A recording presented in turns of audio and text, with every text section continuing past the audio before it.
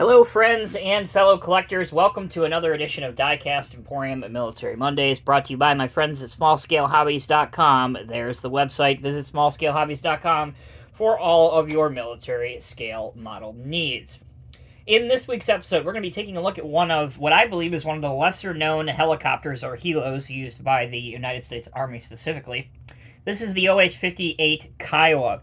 Now, the model that you're going to see of it is a very, very early on edition of the Kiowa.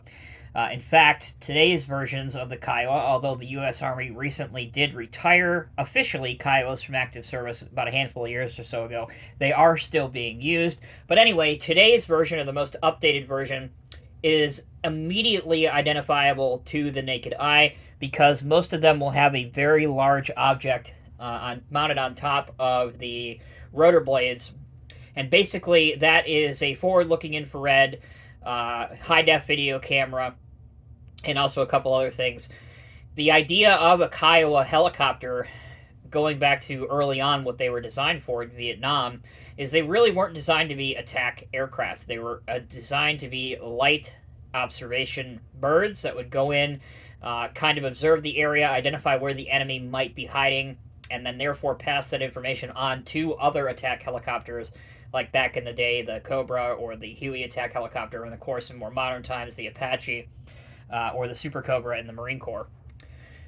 But the model that you see in front of you, we'll start with that first, made by Hobbycraft. It is not 1/87 scale, it is 1/92 scale. You can see that at the bottom left corner of your screen.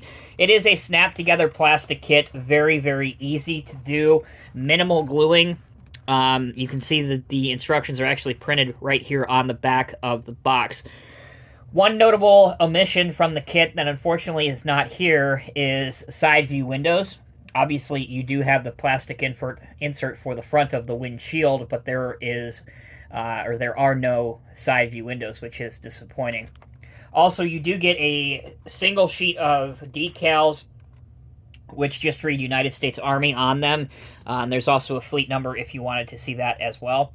As you can see, the helicopter is entirely made of light plastic, and therefore it doesn't necessarily sit very nicely on its skids. The helicopter blades actually have to be just perfect enough for it to sit level, as you can see here. But once the kit is built, you can spin the main blades around. I have, just for ease of doing things, I have actually glued the tail rotor assembly permanently on the helicopter.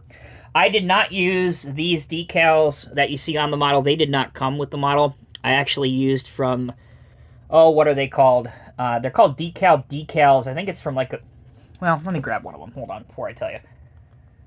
I-94 Enterprises is the manufacturer of these decals that I use for a lot of my military models. And I know it is hard to pick up on camera, but you can make out U.S. Army. And then you can see it on the corresponding side as well. Aside from that, the helicopter is painted in NATO green, which again is pretty realistic to what the early Kiowas were painted in and based off of. But aside from that, very, very simplistic kit to do. It does scale out well with other 1/87 scale helicopters. Aircraft in general is very, very underserved in 1/87 scale. Yes, there are maybe a dozen or so, but besides 3D printing options, aircraft are predominantly made in either 1/200 scale or 1/72 scale or even 1/35 scale. So again, you're kind of limited on what your options are aside from 3D printed options in 1/87 scale. So it's important to keep that in mind. I will wrap the video up. I promised you I'd tell you a little bit about today's Kiowas.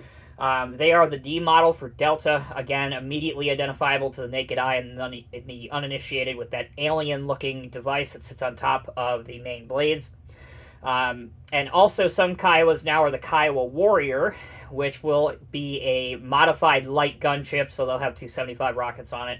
They'll have some machine guns on it. They can carry some tow missiles, and I believe they are configured to carry the air-to-air missiles as well, if need be. But there you go, guys. Very quick episode for this week's Military Mondays. Thank you all so much for watching. You will be seeing a lot of aircraft coming up in the weeks and months ahead for Military Mondays. I think we've kind of hammered home the ground vehicles over the past 2.5 years.